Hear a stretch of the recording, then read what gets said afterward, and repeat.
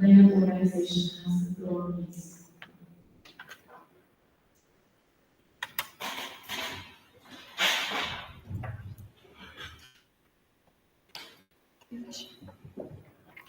Mesdames et messieurs les membres du comité, chères contradictrices, chers contradicteurs, je suis Ariane Béjou.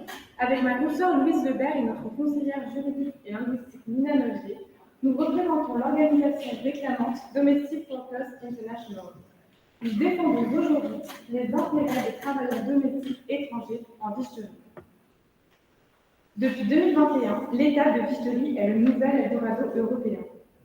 De nombreux travailleurs domestiques étrangers sont arrivés pleins d'espoir dans le pays.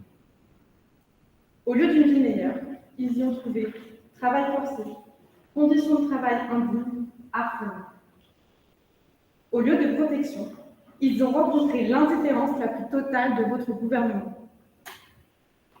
Cette situation n'est pas seulement injuste et dégradante, elle constitue de multiples violations de la Charte sociale européenne révisée. Nous commencerons par démontrer que la requête est recevable avant d'établir le bien-fondé de votre réclamation en 4 points. Premièrement, nous prouverons que tous les travailleurs domestiques étrangers en Vicherie bénéficient de la protection de la Charte sociale européenne révisée.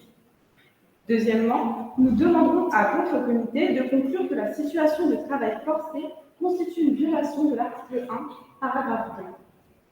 Troisièmement, nous demanderons à votre comité de retenir une violation des conditions de travail protégées par les articles 2, 3, 19 paragraphe 4 et 26 du sol et en combinaison avec l'article E. Quatrièmement, nous invitons votre comité à conclure à la violation du droit de négociation collective prévu à l'article 6. Pour commencer, la recevabilité de la présente réclamation ne fait pas de doute. L'État de Vicherie a ratifié en décembre 2021 toutes les dispositions dont nous alléguons les violations. Les violations que nous dénonçons sont continues et sont donc malheureusement toujours d'actualité. DWI est une organisation internationale non gouvernementale. Elle est dotée du statut participatif auprès du Conseil de l'Europe et est inscrite sur la liste établie par le comité gouvernemental de la Charte sociale européenne. Elle est de ce fait habilitée à présenter des réclamations. DWI est aussi particulièrement qualifiée dans les questions soulevées par la réclamation.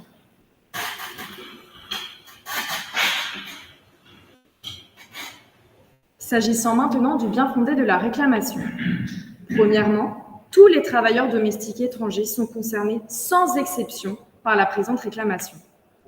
L'annexe de la charte au paragraphe 1 comprend dans son champ d'application les travailleurs domestiques étrangers de Vicherie, à condition que ceux-ci proviennent d'États parties à la charte et résident légalement et ou travaillent régulièrement en Vicherie. C'est indéniablement le cas ici. D'une part, certains proviennent soit d'États membres de l'Union européenne, soit de Bosnie-Herzégovine, soit d'Arménie. D'autre part, ces travailleurs ont accompli la procédure d'obtention d'un droit de séjour et de travail. Le gouvernement pourrait arguer que les travailleurs domestiques étrangers en situation irrégulière sont quant à eux exclus du champ d'application personnel de la charte. Toutefois, au nom d'une protection renforcée de la dignité et de certaines populations vulnérables, votre comité n'hésite pas à étendre le champ d'application personnel de la charte. Les travailleurs domestiques étrangers sont un groupe particulièrement vulnérable.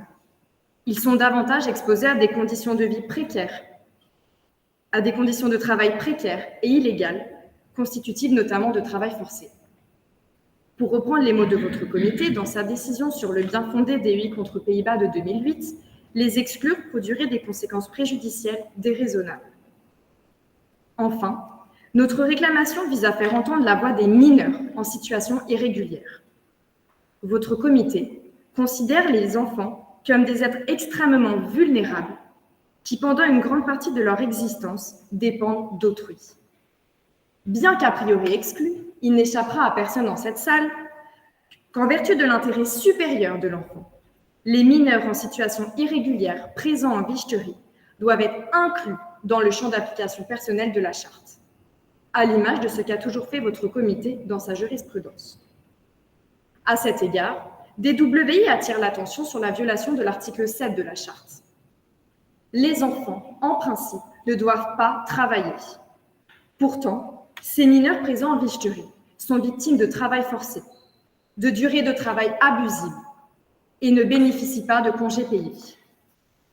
Ils ne sont en rien protégés par un gouvernement dont la mission est justement de préserver leur intégrité physique et psychologique.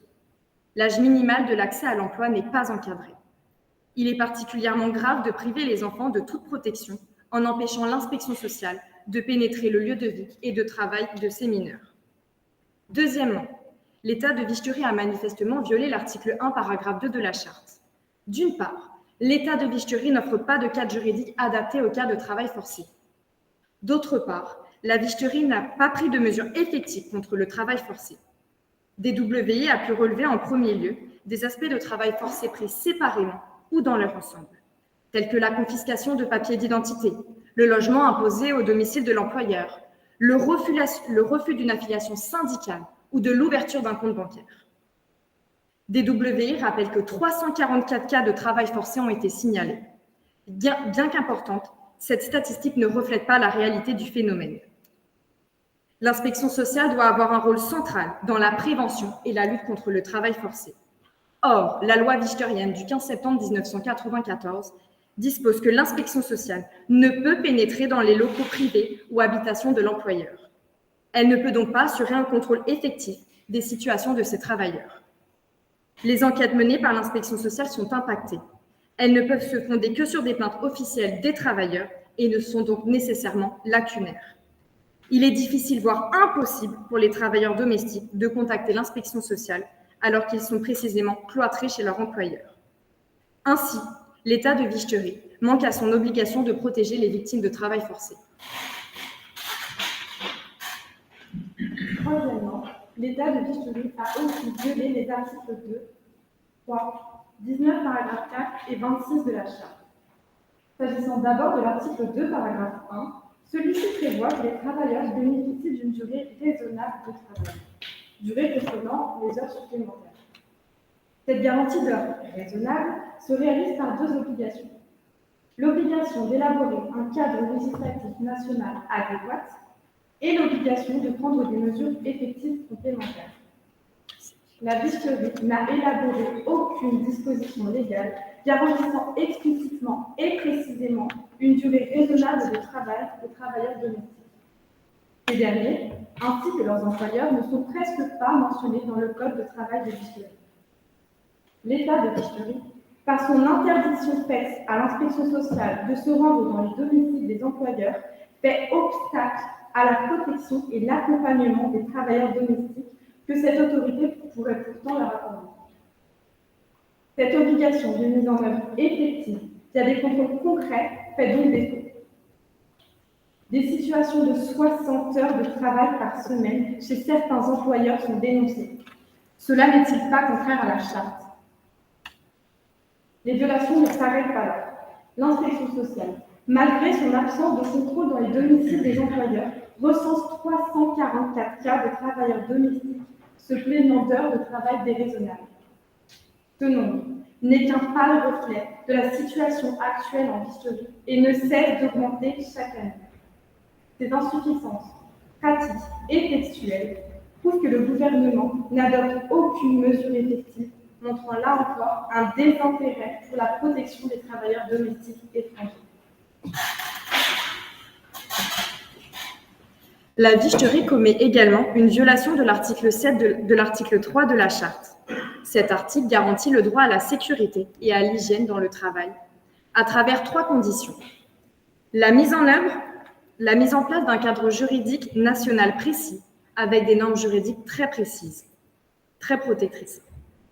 La mise en œuvre effective de ce cadre juridique via des mesures et un contrôle régulier par l'inspection sociale. Et la mise en œuvre de consultations avec les organisations professionnelles dans une perspective de protection des travailleurs. Aucune loi, ni aucun règlement édictant des normes protectrices n'est porté à la connaissance de DWI. L'absence de politique nationale cohérente ne permet pas de prendre en compte les risques particuliers liés au stress, aux agressions, à la violence et au harcèlement au travail. Une fois de plus, l'interdiction faite à l'inspection sociale de se rendre dans les domiciles des travailleurs fait obstacle à tout contrôle effectif des conditions de travail. L'État ne peut pas non plus alléguer de la mise en œuvre de consultations avec les organisations professionnelles pour améliorer les conditions de travail. De plus, l'État de Vicheterie méconnaît le droit des travailleurs migrants et de leurs familles à la protection et à l'assistance et viole ainsi l'article 19, paragraphe 4 de la Charte. En l'occurrence, votre gouvernement n'a pas pris de mesures concrètes pour assurer un traitement aux travailleurs migrants équivalent à celui des nationaux en matière de rémunération et de conditions de travail. Désormais, la législation permet l'obtention d'un permis de séjour et de travail sans l'existence préalable d'un contrat de travail en Vicheterie. Mais il ne faut pas se méprendre. En l'absence d'un tel contrat, le respect des dispositions du Code de travail, telles que la détermination d'un salaire minimum, ne peut leur être garanti. Il n'y a donc aucune protection équivalente entre travailleurs domestiques migrants et nationaux. Il ne fait là pas de doute, l'État de Vicheterie manque à son obligation d'éliminer toute discrimination concernant la rémunération et les autres conditions de travail. L'État de Vicheterie a aussi violé l'article 26 de la Charte relatif à la dignité au travail. Les États doivent lutter contre le harcèlement au travail par la protection des travailleurs, la sensibilisation, l'information et la prise de mesures de prévention en consultation avec les partenaires sociaux. La Charte n'impose pas l'adoption d'une loi spécifique concernant le harcèlement dès lors que l'État dispose d'outils permettant une protection efficace des travailleurs contre les différentes formes de discrimination. L'État de Vicheterie ne dispose pourtant ni de l'un ni de l'autre. Quant aux mesures de prévention, la Vicheterie n'est pas allée jusqu'en adopter. Elle se repose sur ces juridictions nationales qui n'interviennent qu'à posteriori. Est-ce selon vous de la prévention? Plus encore, ces mesures devraient être décidées en consultation avec les partenaires sociaux. Or, il n'existe pas d'organisation patronale représentative des employeurs de travailleurs domestiques en Vicheterie. Enfin, l'État de Vicheterie viole l'article 26, lui en combinaison avec l'article E de la Charte.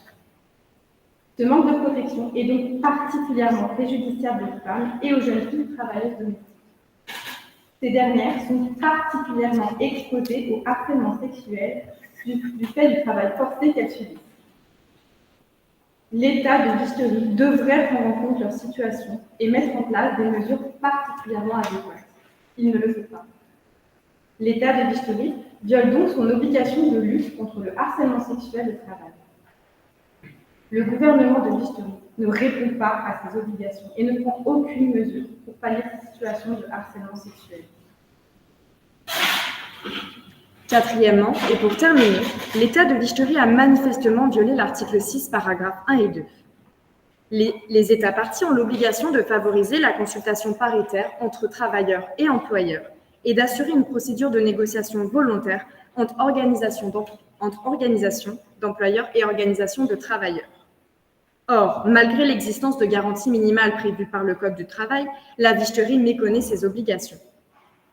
Quant au mécanisme alternatif mis en place par votre gouvernement pour pallier l'absence d'organisation syndicale d'employeurs, celui-ci ne respecte pas, une fois de plus, les exigences prévues à l'article 6, pour deux raisons principales. D'une part, la négociation collective n'est ni prévue de manière périodique, ni mise en place automatiquement en Vicheterie. Les syndicats de travailleurs doivent demander la mise en œuvre de la procédure, ce qui est contraire à l'impératif de régularité des négociations collectives. D'autre part, l'obligation de parité dans les négociations collectives fait défaut. Rappelons que côté salarié, très peu de travailleurs domestiques sont syndiqués. La représentativité de ces derniers laisse donc à désirer. Côté employeur, la Vicheterie ne rend pas obligatoire leur représentation. Le ministère du Travail peut en effet décider de ne pas les inviter à participer aux négociations collectives. Finalement, la procédure palliative mise en place par la Vicheterie n'a à ce jour jamais été appliquée. Cela ne fait que renforcer notre allégation selon laquelle la négociation collective est manifestement ineffective en Vicheterie. Mesdames et messieurs les membres du comité, nous vous invitons à conclure que l'État de Vicheterie a violé les articles 1, paragraphe 2, 2, 3, 7, 19, paragraphe 4, 26 seul et combiné à l'article E et l'article 6. Je vous remercie pour votre écoute. Merci beaucoup. Pour le gouvernement, s'il vous plaît.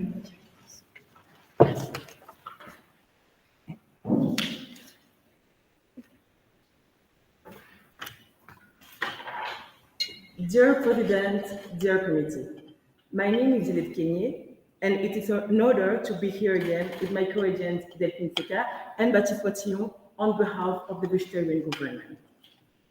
Today, we will demonstrate that the vegetarian legal system is not endangering the working conditions of foreign domestic workers, nor the respect for their human dignity. In order to address the collective complaint, our analysis will be split into three parts. First, we will demonstrate that the DWI's unsubstantiated allegations regarding the working conditions of domestic workers in vegetarian is not violated. Secondly, we will demonstrate that the vegetarian consultation system respects the rights to collective bargaining. And thirdly, we will demonstrate that vegetarian provides effective measures to tackle harassment at work. In the alternative, should the committee nevertheless consider that each of the complaints raised by the DWI are well-founded, we argue that the applicability ratione personae of the Charter could be challenged in this case. Fair working conditions and human dignity are not privileges, but essential rights in any democratic society. Since it is a right, vegetarian makes it a duty. Over the past 2 years, the country has faced an unprecedented increase in the number of foreign applicants for domestic work. Every day, the government strives to ensure that every worker, without exception, can enjoy effective protection of their rights. I would now like my co-agent Baptiste Potillon elaborate our first mail. Thank you. Ladies and gentlemen of the committee, first of all, let me tell you that the government is well aware of the particular difficulties related to domestic work. It is true, all too often, these workers are subjected to intolerable abuse by their employers, who sometimes take coldly advantage of their precarious condition to turn them into modern slaves. It is true, forced labor, as well as other forms of abuse, are unacceptable and must be treated with the utmost seriousness.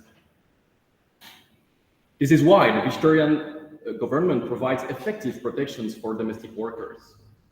Administrative and penal sanctions attached to the provision of the Labor Code, system of complaints to the inspectorate, and possibility for the latter to drop infringement reports. Moreover, foreign workers benefit from the guarantee, often neglected in other European and world states, that they can retain their rights of residence even if they are forced to leave their employer. In spite of this, the DWI argues before you that the government is in breach of its obligations, mainly because the Labor Inspectorate is not allowed to carry out its inspections in the homes of employers of domestic workers. Your committee has indeed stressed the importance of such inspections in the fight against violations of domestic workers' rights. However, it would be unreasonable to consider all the measures taken by the government as null and void for this reason alone. Even more importantly, the slight restriction imposed on the Inspectorate's mandate is justified under Article G of the Charter.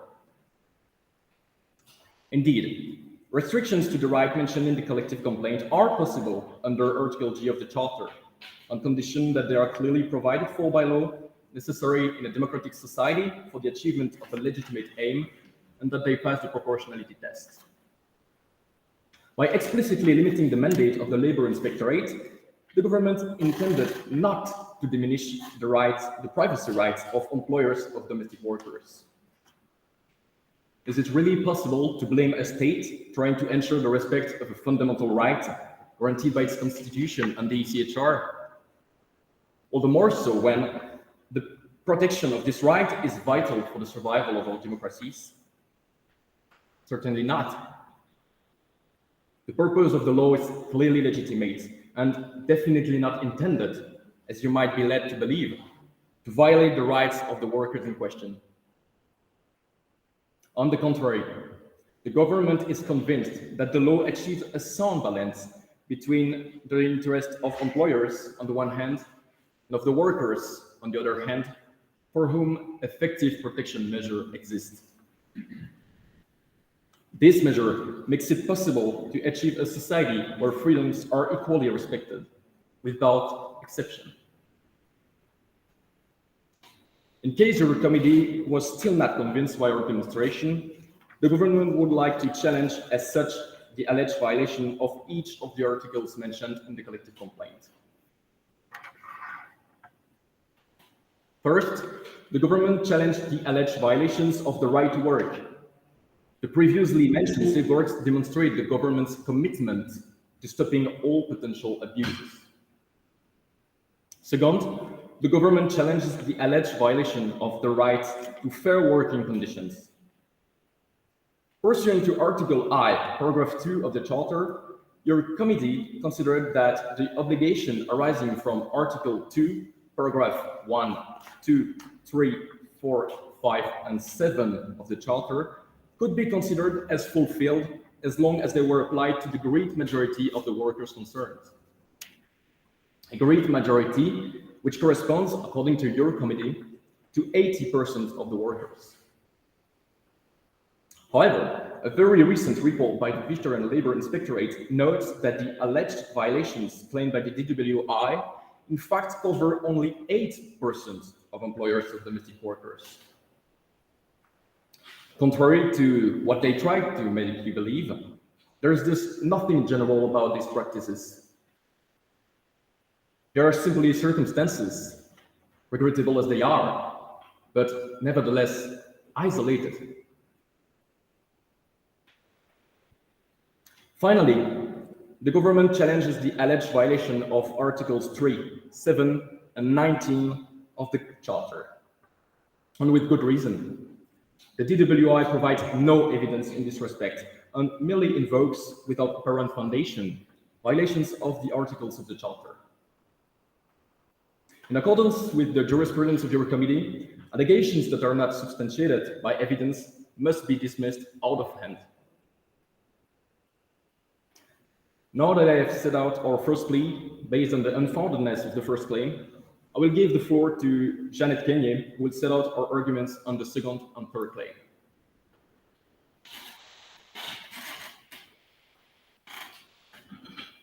Merci. Cher comité, notre second point concerne la prétendue violation du droit à la négociation collective en Wichteuil. Premièrement, la DWI regrette l'absence d'organisation représentative d'employeurs de travailleurs domestiques en Wichteuil. Ça lui appartient. Néanmoins, elle ne peut exiger du gouvernement ou de votre comité de rendre obligatoire la constitution ou l'adhésion à une organisation représentative. En effet, l'article 5 de la Charte consacre le droit de liberté syndicale des travailleurs et des employeurs. Cet article impose au gouvernement de ne pas interférer avec le droit des organisations syndicales de se constituer librement, ni avec le droit des employeurs et travailleurs d'adhérer ou pas à ces organisations. Le droit de négociation collective est crucial dans une société démocratique, mais la liberté d'association l'est tout autant. Par conséquent, forcer les acteurs concernés à constituer des organisations représentatives ou à s'y associer constituerait une violation frontale de l'article 5 de la Charte et enfreindrait par la même occasion le principe d'interprétation de la Charte comme un tout cohérent. Deuxièmement, il convient de souligner que l'article 6 de la Charte oblige les États parties à promouvoir, lorsque cela est nécessaire et utile, l'institution de procédures de négociation volontaires. En l'occurrence, les syndicats ont la possibilité de demander l'institution d'une telle procédure de négociation en l'absence d'organisation représentative d'employeurs de travailleurs domestiques et lorsqu'au moins 50 employeurs sont concernés. Vous consentirez que ce nombre est facilement atteignable, surtout dans ce secteur. À ce jour, les syndicats n'ont jamais mis en œuvre cette procédure. C'est un choix qui leur est propre et que le gouvernement se doit de respecter. Par ailleurs, certains observateurs ont déjà souligné le taux de grève bas ainsi que la qualité des relations professionnelles à tous les niveaux dans le pays. Le gouvernement est convaincu qu'au vu de ce contexte favorable, les acteurs concernés n'ont simplement pas jugé utile d'entamer ces procédures. Dans le cas contraire, pourquoi ces syndicats n'auraient-ils pas au moins essayé de mettre en œuvre la procédure de négociation? Si réellement les acteurs sociaux jugeaient cette procédure problématique, nous trouvons regrettable que ces derniers aient choisi la voie judiciaire par l'intermédiaire de la DWI sans même concerter le gouvernement. Mesdames et messieurs les membres du comité, je vais maintenant entamer notre troisième point relatif à la prétendue violation du droit à la dignité humaine au travail en Vichy. L'article 26 de la Charte impose aux États parties de promouvoir la sensibilisation, l'information et la prévention en matière de harcèlement au travail. À prendre également toute mesure appropriée pour protéger les travailleurs. L'annexe de la Charte précise que cet article n'oblige pas les parties à promulguer une législation.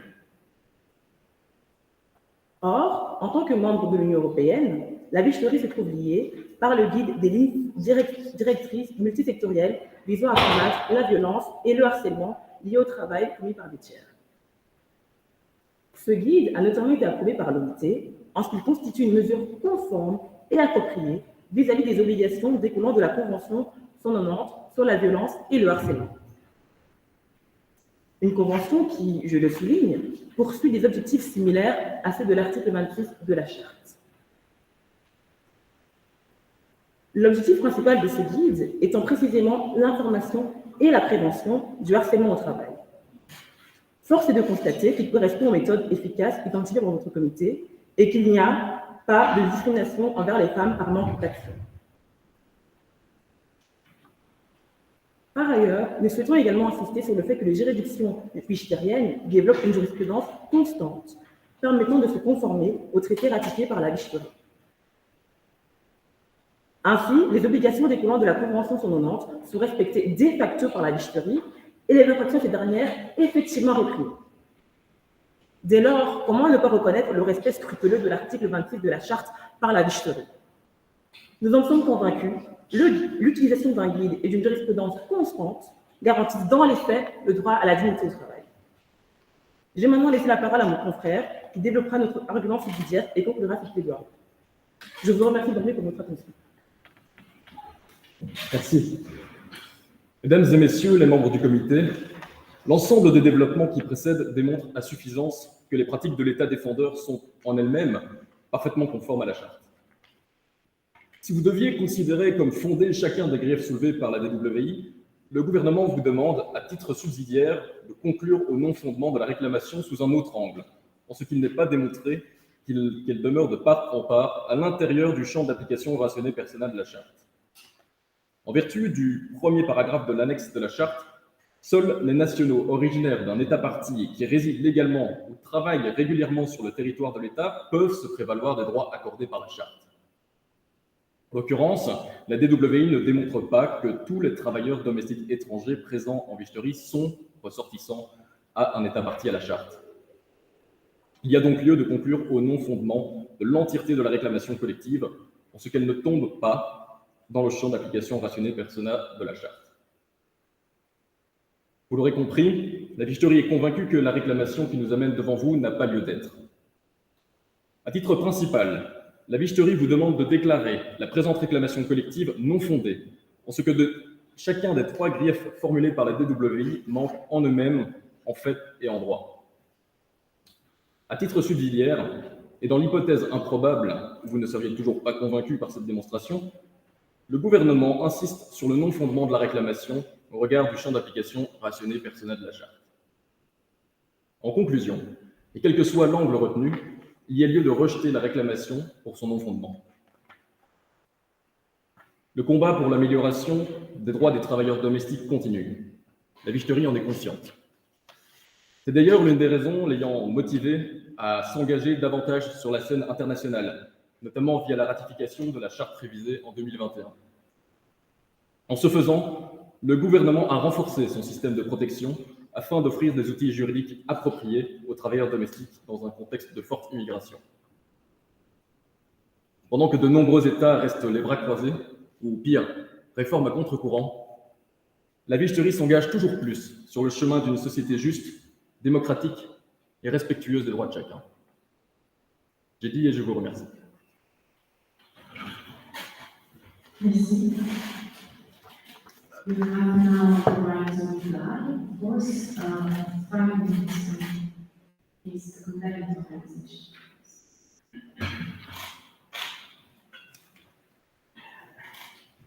Mesdames, Messieurs les membres du comité, chers contradicteurs, bonjour. Il s'agira pour moi de répondre à votre plaidoirie en 3 temps. Premièrement, je souhaiterais revenir sur le champ d'application personnelle de la charte et la négation selon laquelle notre organisation réclamante ne démontre pas assez en quoi tous les travailleurs domestiques de Vicheterie migrants sont inclus dans le champ d'application personnelle. Je reviendrai aussi sur les restrictions qui justifieraient certaines atteintes par le gouvernement de Vicheterie aux violations que nous avons. Et enfin, je terminerai en vous répondant sur le potentiel manque de preuves et sur l'absence de preuves vraiment probantes que vous semblez alléguer. Concernant le champ d'application personnelle, l'annexe rappelle bien évidemment qu'a priori, il semblerait que l'on ne comprenne pas les mineurs ni les travailleurs étrangers qui ne sont pas en situation irrégulière. Toutefois, votre comité, dans une jurisprudence contente, étend le champ d'application personnelle de la charte. Concernant les mineurs, cela est fait en vertu de l'intérêt supérieur de l'enfant. Concernant les adultes en situation irrégulière, la question est un peu plus complexe, et c'est ce que je souhaiterais développer. Les adultes en situation irrégulière, ce dont nous parlons aujourd'hui devant vous, sont une population par nature vulnérable, du fait que ceux-ci soient des migrants. De ce fait, en vertu de leur vulnérabilité et du droit à une dignité, ceux-ci doivent nécessairement être inclus dans le champ d'application personnelle de la charte.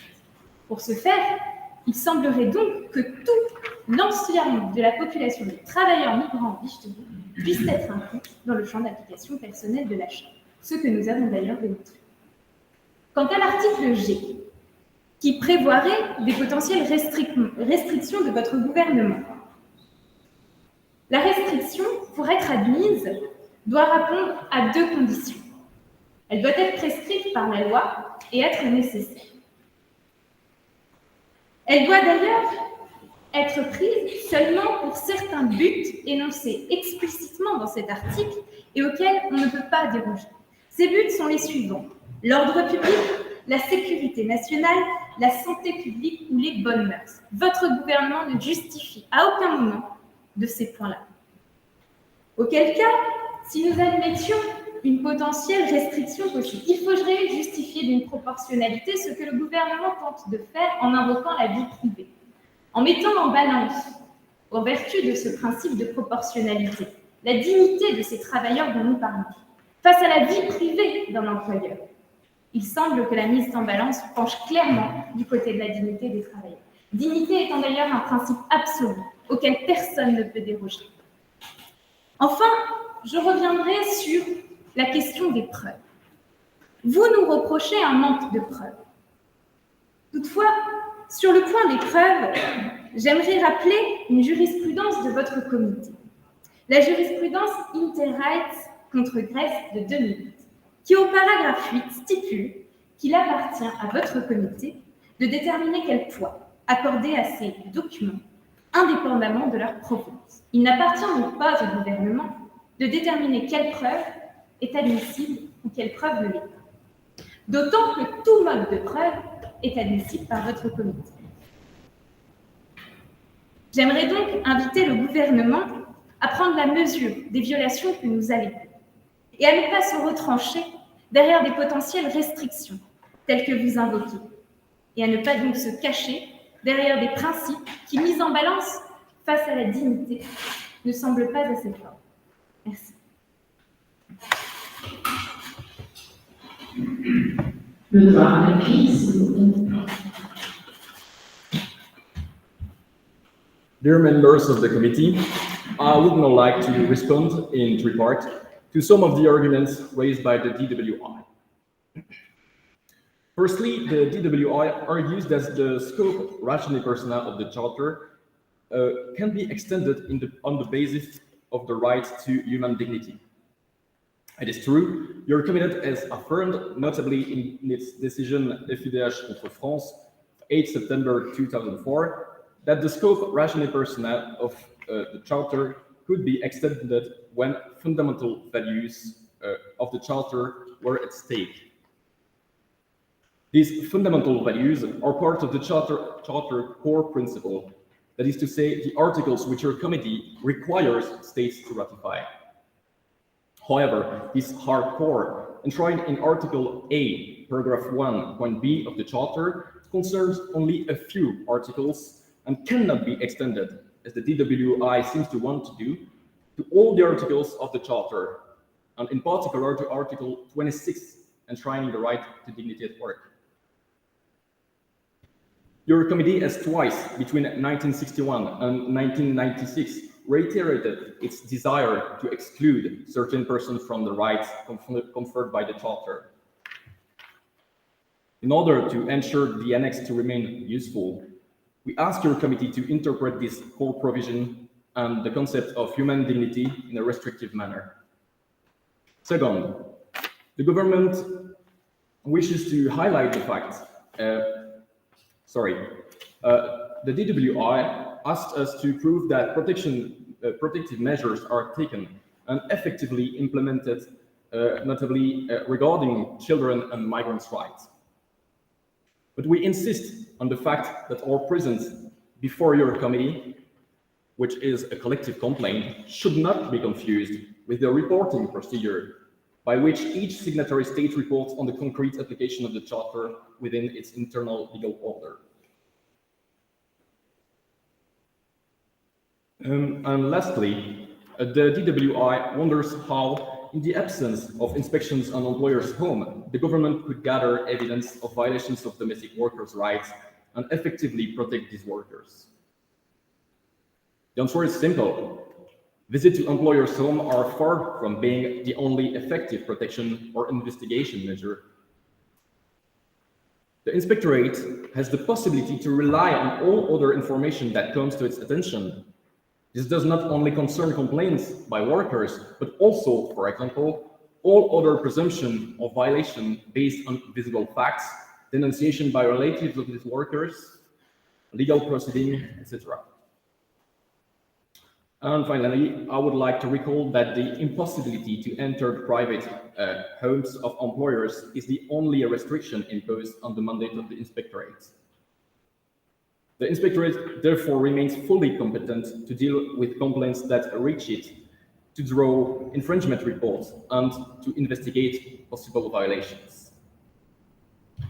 Et si vous me permettez maintenant de changer de champ de langue et de rajouter un élément à notre réponse, j'aimerais réagir au fait que la DWI prétend que le but légitime poursuivi par le gouvernement n'est pas compris à l'article 8, paragraphe 2 de la Convention européenne des droits de l'homme. Nous nous posons la question, est-ce que la protection du droit à la vie privée des employeurs ne fait pas partie de la défense, de la protection des droits et libertés d'autrui? Et je vous rappelle de nouveau que cette protection est proportionnelle, car des mesures de protection effectives existent pour les travailleurs domestiques en végétarie. J'ai dit et je vous remercie.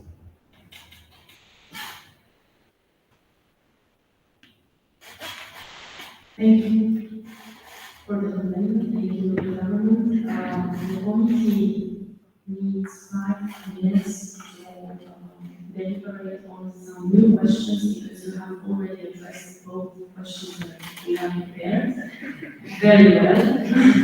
Congratulations. So we will just have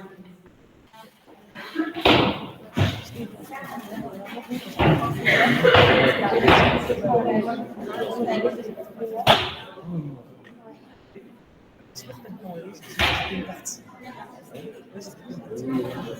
J'avais trop peur. Ouais, j'ai eu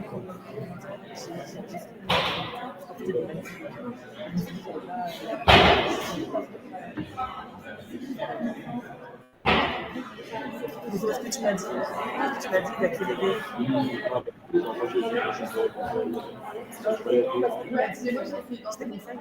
J'ai entendu la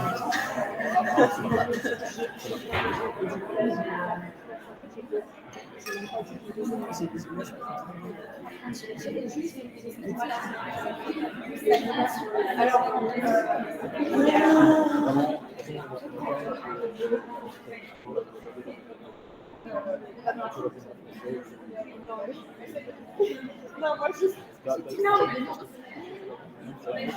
J'ai senti ce que je voyais, t'avais des quatre feuilles alignées. Peut-être j'avais réfléchi à regarde là, je suis pas aimé.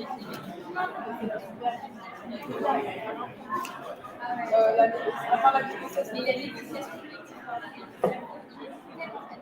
j'arrivais pas à faire clair. Ouais, non, mais pas très dangereux d'aller sur ce Non, mais pas que là, je ne pas même si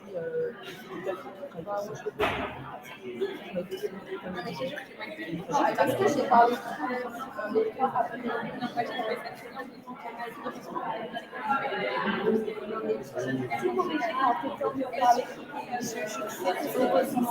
mais regarde. Oui, il était. Non, mais Ariane, j'étais comme ça, j'étais là, ça je le dis, ça je le dis pas, ça je le dis, ça je le dis pas. Non, mais c'était horrible.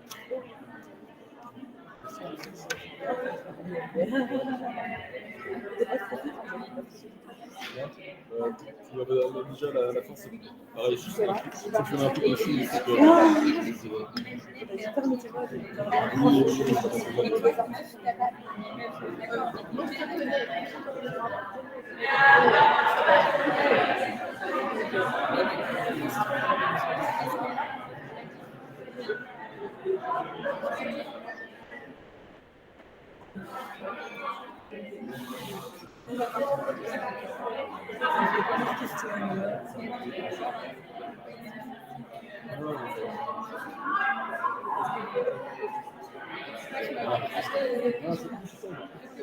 Ouais, c'est ça.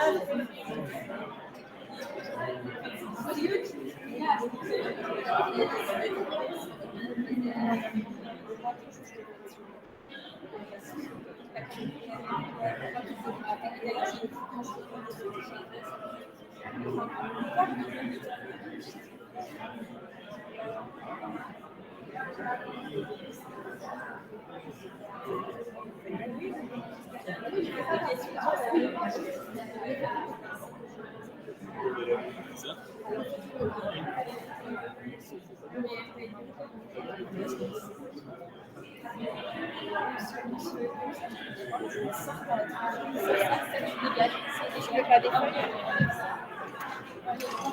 Est-ce que tu veux des feuilles ou pas? Non, non. Ouais. Ça, les amis, ça peut terminer une fois que tu vas ouvrir la réclamation. Toi, t'es gêné. Ça, c'est la chose. Toi, tu veux pas l'article. Je vais vraiment lui faire mal.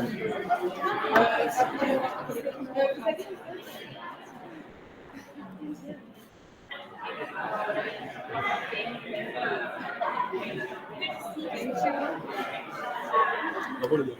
Ouais, bah, vous aussi. On va voir sur les questions ce que ça donne.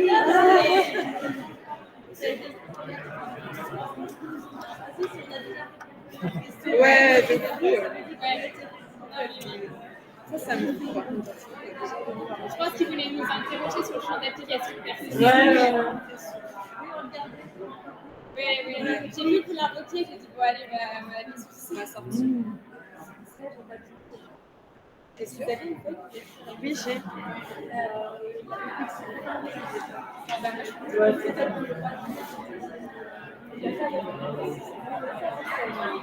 C'est bon, j'aurais directement vu Ouais, c'est pas grave. Tu l'as dit, Bernard, tu l'as dit, laisse-moi terminer mon truc, on va parler d'un premier point.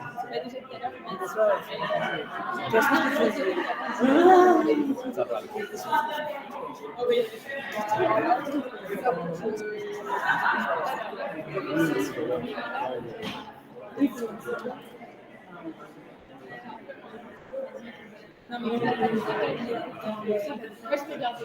Ça va.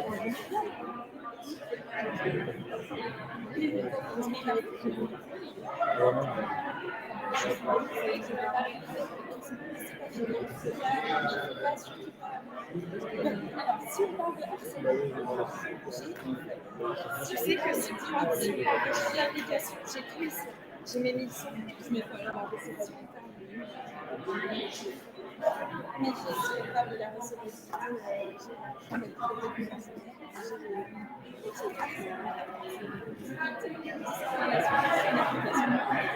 parce que ici sur cette feuille,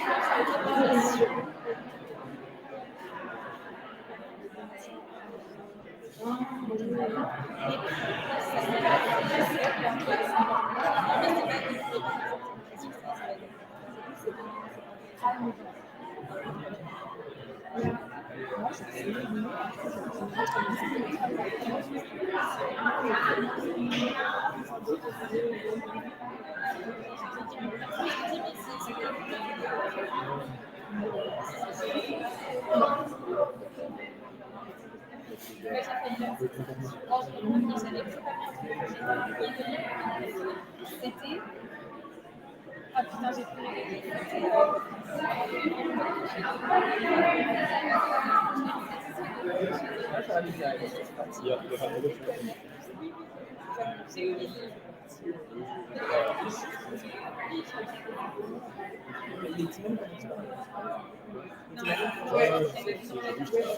Ah, tu m'as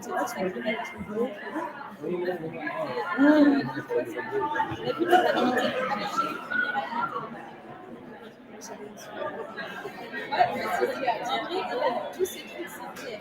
c'est que des jeunes. En fait, les gens, je vais être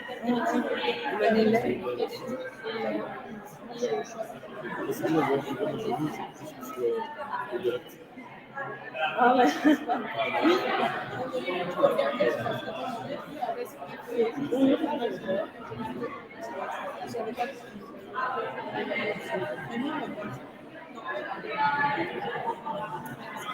la recevabilité, c'est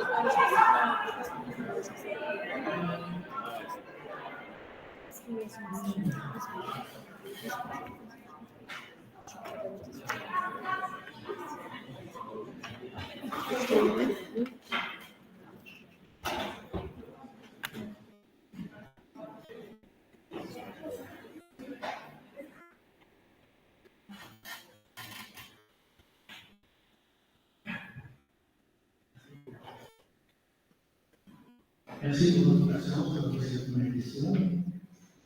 Est-ce que vous pourriez l'un et l'autre clarifier votre vision des obligations de l'État en matière de prohibition du travail forcé au terme des dispositions de la charte?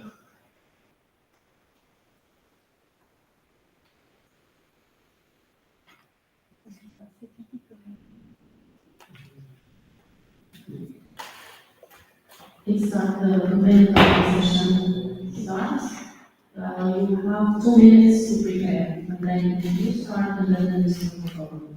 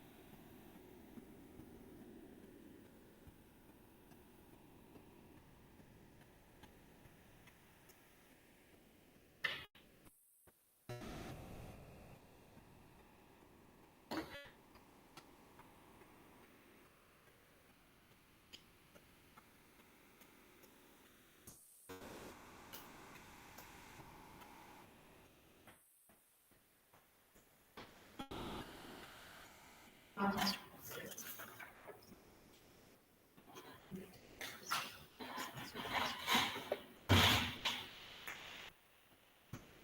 Pour répondre donc à votre question concernant notre vision en tant qu'organisation réclamante des obligations de l'État en matière de prohibition du travail forcé, je rappellerai la définition que vous reprenez dans vos décisions et qui provient de la Convention numéro 29 de l'OIT. Elle définit le travail forcé comme tout travail ou service exigé d'un individu sous la menace d'une peine quelconque et pour lequel le dit individu ne s'est pas offert de son plein gré. C'est en raison de cela que l'État a des obligations à remplir. Votre charte est très protectrice en ce sens où elle insiste sur la nécessité d'obligations à la fois en droit et en pratique. En ce sens, l'État a pour obligation de prendre un cadre législatif prohibant l'interdiction du travail forcé. D'autre part, il doit prendre des mesures en fait pour répondre à cette interdiction. De ce fait, répondre à cet exercice effectif passe par exercer un contrôle concret via l'inspection du travail, chose que nous avons dénoncée à plusieurs reprises. En ce sens, nous voyons cette obligation posée par votre charte comme très protectrice des travailleurs, puisqu'elle vient, là encore, protéger la vulnérabilité de certains travailleurs et garantir leur dignité. D'autre part, cet exercice effectif passe aussi par la punition de ces dérives qui passent par la présence de travail forcé, punition qui prend la forme d'infraction pénale dans la législation des États. Et enfin, par l'obligation de prendre des mesures de prévention et de mener des enquêtes effectives. En ce sens, votre comité se veut très protecteur et prohibe très fortement le travail forcé, ce qui nous a permis, à plusieurs reprises, d'alléguer des violations que subissent les travailleurs migrants en VJTP.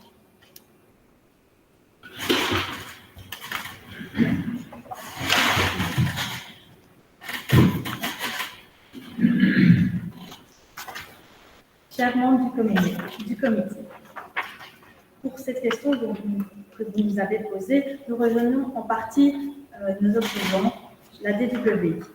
Nous identifions également 3 types d'agissement qui est recommandé concernant le travail forcé. Nous avons conscience que chaque pays doit permettre une prévention effective contre toute forme de travail forcé et toutes les dérives qui peuvent en découler. Nous avons aussi conscience que chaque État se doit de superviser de manière complète donc permettre de superviser la non-violation de ces conditions de travail. Pour ce faire, le rôle de l'inspection du travail est vraiment crucial dans cette idée de vérifier si les employeurs sont les seuls à pouvoir violer réellement les droits des travailleurs sont en conformité avec la charte. Dernièrement, nous notons qu'il y a une obligation de répression qui se joue tout simplement pour les cours et les tribunaux de l'ordre juridique vigérien. Notons que la Vigérie a connu plusieurs procès et à chaque fois, nos juges ont vraiment appliqué et le droit de la charte et le droit national en faveur des travailleurs victimes de ces violations. Nous souhaitons aussi attirer l'attention sur le fait qu'il y a aussi une nécessité de liberté des travailleurs quant à leur travail domestique. En effet, chaque personne victime de travail forcé devra avoir la liberté de pouvoir s'en détacher. Pour ce faire, rien de tel qu'une possibilité de quitter son employeur sans avoir un risque de perdre son visa pour le travail ou pour le logement en tant que migrant. Il s'agit d'une crainte que beaucoup de travailleurs migrants ont et nous leur permettons, grâce à notre système, de pouvoir se délier d'eux-mêmes s'ils en ont la force. J'ai dit, je vous remercie. Merci beaucoup. The second question, the government will answer first after your 2 minutes of narration. The The committee would like to know your view on what is the relevance of international legal sources other than the European Social Charter in assessing compliance with state obligations under the Charter.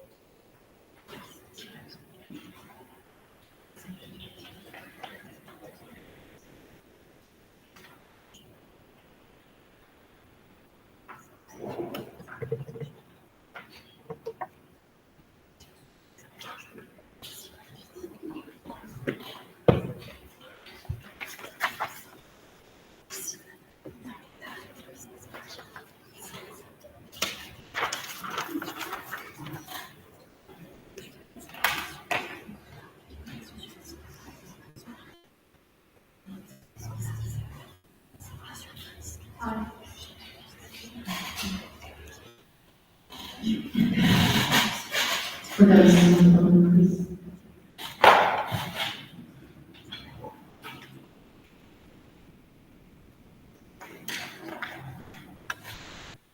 Merci pour cette question. Pour répondre à cette question, la DWI souhaiterait rappeler que la charte a été faite pour compléter les droits de la CEDH, enfin de la Convention européenne des droits de l'homme.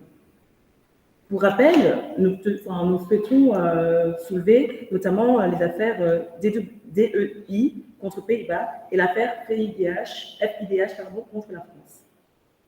Il a été dit que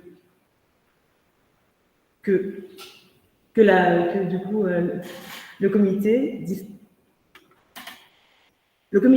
doit interpréter la charte à la lumière des règles dénoncées par la Convention européenne des droits de l'homme. Et il doit être tenu de toute règle pertinente de droit international applicable dans les relations entre les parties. La charte ne peut par conséquent pas être interprétée en basse clos, mais doit plutôt être interprétée en harmonie avec les règles de la CEDH. Cependant, le comité n'est pas gardien des autres droits inscrits dans les autres instruments internationaux. Et c'est pour cela que nous nous référons uniquement à la charte et non aux dispositions de la Convention européenne des droits de l'homme. Je vous remercie. Concernant l'abord de sources externes dans la charte sociale, je tiendrai à m'opposer à cette réponse qui a été faite, puisqu'il me semble que votre comité apprécie fortement l'interprétation à la lumière d'une convention internationale, spécifiquement celle de l'OIT. J'aimerais pour cela rappeler que dans votre décision sur le bien fondé, Fenca contre Slovénie, vous remarquez le lien particulier qu'il y a entre l'OIT et la Charte sociale européenne révisée. Et qu'il est donc pertinent d'interpréter les dispositions sur le travail, parfois à la lumière de ces conventions. Ainsi, les conventions internationales, notamment celles provenant de l'OIT, permettent un rehaussement des standards que vous protégez déjà dans votre charte. Je dirais aussi que la charte a été construite avec l'influence de ces textes préexistants. Et votre comité est très soucieux de garantir une protection accrue et renforcée de certains standards. En ce sens, permettre une interprétation à la lumière d'autres conventions est très enrichissant. Enfin, c'est cela que nous avons tenté de faire à plusieurs reprises dans notre plaidoirie et dans notre mémoire écrite, notamment sur des notions comme celle de harcèlement ou une violation du travail forcé. Sur ces points-là, nous avons enrichi notre exposé de ces conventions et de ces textes internationaux. En ce sens, il me semble que votre comité note l'apport de ces textes et plébiscite cet apport que nous avons. Merci. Thank you very much. The hearing is now closed. The committee will draw for deliberations and we will let you know what was the decision. Thank you.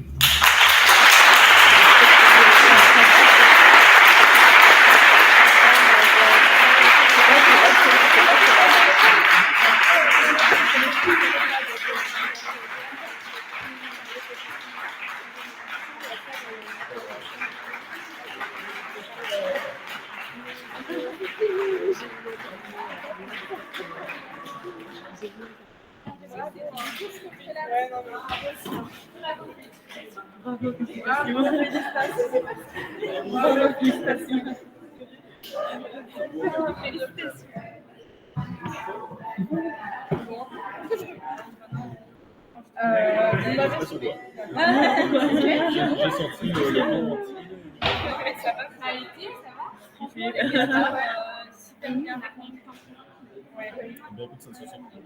Oui, voilà, ouais, parce que nous, on était elle levait le panneau, on était là en chantant.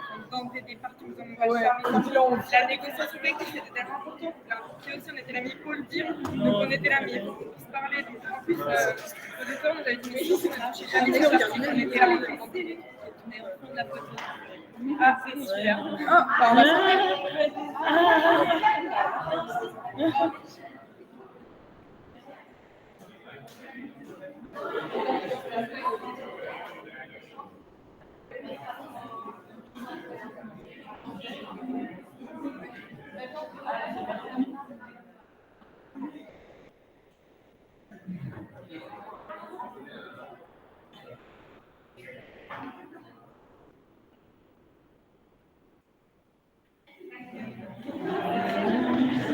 Donc, pour les équipes qui ont terminé, toutes les équipes qui ont terminé, on retourne tous ensemble dans la salle dans laquelle on a mangé. Et après, avec l'équipe italienne, vous allez au château